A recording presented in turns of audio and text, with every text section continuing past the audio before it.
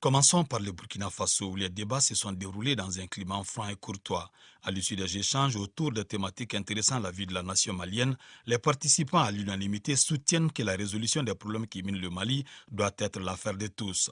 Tous les Maliens, sans exception, c'est-à-dire on a toujours besoin dans le développement d'un pays, dans la défense d'une nation, on a besoin de toutes les forces.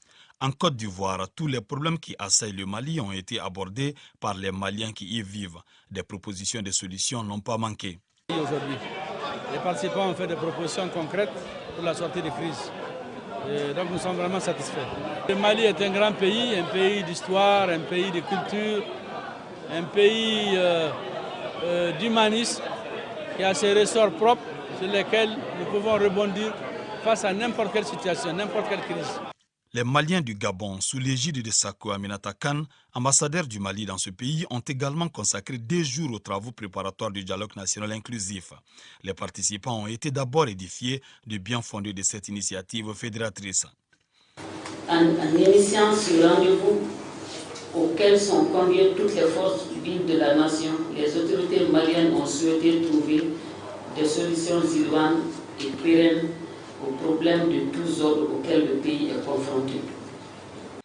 L'exercice auquel tous les Maliens se prêtent depuis bientôt un mois a été aussi respecté par nos compatriotes de l'Algérie. Près de 200 Maliens, dont les étudiants, se sont prononcés sur les questions relatives à la paix, la sécurité, la bonne gouvernance, entre autres.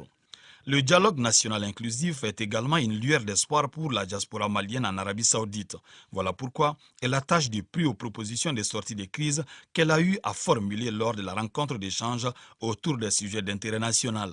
Ce que je vis par rapport à la qualité des participants, j'ose espérer que les recommandations, les suggestions et les propositions seront certainement des remèdes pour justement les maux que notre pays rencontre maintenant. Pour terminer, à l'instar des autres régions du Mali, les concertations régionales du dialogue national inclusif ont pris fin à Ménaka. Les 200 participants ont pu débattre sans complaisance les thématiques proposées sous l'œil vigilant du chef de l'exécutif régional.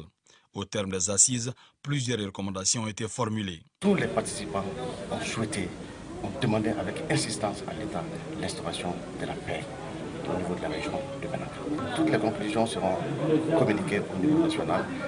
Vu l'engouement autour des travaux préparatoires du dialogue national inclusif prôné par le président de la République, l'initiative demeure une piste de sortie de la crise malienne qui n'a que trop duré.